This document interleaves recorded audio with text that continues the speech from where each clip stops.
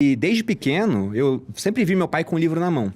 Quando a gente ia no shopping, né? A minha mãe, por exemplo, estava passeando com a gente. Ah, vou comprar uma roupa ali. Ia ficar meia hora na loja. Meu pai, então vou na livraria. Ia numa livraria, a gente depois passava lá para pegar ele. Ele estava folheando um livro para ver se ia comprar ou não, ou só lendo. Então ele sempre gostou muito disso. Legal. Quando os meus pais se separaram, eu tinha uns 10 anos, eu fui pro Rio. Meu pai continua em Taubaté, ele mora lá até hoje. E quando eu voltei pra casa do meu pai a primeira vez pra passar férias lá, era bizarro, assim, porque eu vi que a minha mãe segurava ele de fazer umas bizarrices em casa, né? Ele tinha livro até na cozinha. E aí, quando ele casou com a minha madrasta, ela falou, vamos dar um jeito nisso, que não tem espaço aqui pra ter livro na cozinha. Tirou, mas era um negócio de outro mundo. Eu ia pegar um biscoito, falava, cadê o biscoito recheado? Ah, deve estar junto com Revolução dos Bichos ali naquele armário, dá uma olhadinha ali. E era assim. E aí, tendo esse exemplo em casa, acabou que foi muito natural começar a ler mais. E eu lembro que, quando era pequeno, eu ficava testando meu pai. Uma hora, ele sabia todas as palavras. Eu tava lendo um livro assim e falava, pai, o que é isso aqui? Ele respondia na hora. Eu falei, caramba, ele sabe tudo. Aí eu troquei o livro, peguei um dicionário e fui perguntando pra ele. E ele respondendo. Aí uma hora ele falou, você tá lendo o quê ainda? Eu falei, é o dicionário, né? Ele falou, tá me testando, seu homem de poucas letras, né? Vai ler um livro que você vai aprender isso aí, você pega pelo contexto, não sei o quê. Então foi um exemplo muito grande. E aí, depois disso, eu comecei a ler. E eu tenho uma memória boa. Eu vi que isso me dava vantagem em certos aspectos, porque você começa a ter esse arcabouço cultural e isso ajuda muito a você criar narrativas que podem ser melhor compreendidas pelo público. Perfeito. E também vira um diferencial de marca, assim, né? De competição. O pessoal vê, sei lá, tô em dúvida entre fazer um curso com uma pessoa ou com o Bruno. Poxa, o Bruno ele é bom de transformar coisas complexas e mais simples, com exemplos históricos, com narrativas.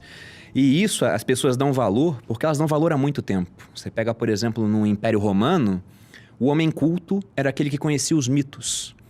Então, o cara que ele conhecia os mitos, que ele falava grego, por mais que o idioma fosse o latim do Império Romano, ele era tido como um cara de uma cultura acima. Sim. E isso acho que fica até hoje, né? A gente fica impressionado quando vai falar com um cara e o cara tem um arcabouço cultural muito grande, quando o cara já viu vários filmes, já leu vários livros. E isso é interessante. Eu olhava esses caras assim, até personagens de livros que eu lia, né? Eu tô relendo agora o Conde de Monte Cristo, por exemplo. Certo. E eu olho pro Conde de Monte Cristo e falo, eu quero ser esse cara, pô. O cara sabe tudo, viajou o mundo todo, conhecimento muito grande, né? É um personagem que é do romantismo, né? Difícil chegar, porque é quase perfeito, cara. Certo. Mas tem uns caras que você conhece de vez em quando e fala, meu Deus, esse cara podia ser um personagem de livro, de tanto que ele sabe em termos de conhecimento. Então acabou virando um objetivo de vida Desde isso. menino, você lê? Sim, desde menino. Só que mudou muito o teor das coisas que eu lia, né? Mas desde menino. Comigo foi diferente. Eu não lia, não gostava de ler. E meu pai era um grande leitor também. Eu não entendia, Bruno, aquela história de domingo o cara abrir um jornal gigantesco com aquelas folhas desse tamanho e ficar lendo. Eu falava, mas o que ele tá lendo? Aí eu olhava e falava, mas isso aqui não é interessante. Aí eu lembro que ele tinha uma coleção dos gregos. E aí tinha lá Aristóteles, aí tinha Platão, aí tinha Arquimedes. Aí depois tinha uma outra, Martin Luther King, Malcolm X, Madre Teresa de Calcutá. Ele fala, meu, isso é muito chato, cara. E você tem que ler, você tem que ler, você tem que ler, você tem que ler, você tem que ler.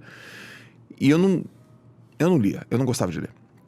Mas teve um momento da minha vida que eu fui pra uma competição, um Campeonato Brasileiro, e mais 5 semanas antes do Campeonato Brasileiro, eu comecei a ler um livro que um amigo meu me deu, chamado Concentração, um livro de um indiano. E eu li, e aí tinha lá alguns exercícios para fazer, e eu fiz os exercícios, e eu ia pro Campeonato Brasileiro, cara, eu tava ali entre os 3, e no Campeonato Brasileiro eu bati o recorde brasileiro. E eu falei, cara, Será que foi isso? o que eu fiz a mais? Porque fisicamente eu não fiz a mais. E eu falei, putz, eu aprendi a me concentrar, tive controle emocional e eu nadei muito bem. Ali, naquele instante, eu falei, quanto mais eu ler, mais eu vou aprender. Quanto mais eu aprender, decisões melhores eu tenho. E ali eu comecei a ler muito, cara. Muito, muito, muito. O começo da minha leitura foi desenvolvimento humano. Por que eu li desenvolvimento humano? Porque eu precisava pra mim. Pra me desenvolver, pra conseguir competir. Mas depois eu fui ler tudo, né? Mas quando eu descobri, por exemplo, filosofia, aí as coisas fizeram mais sentido.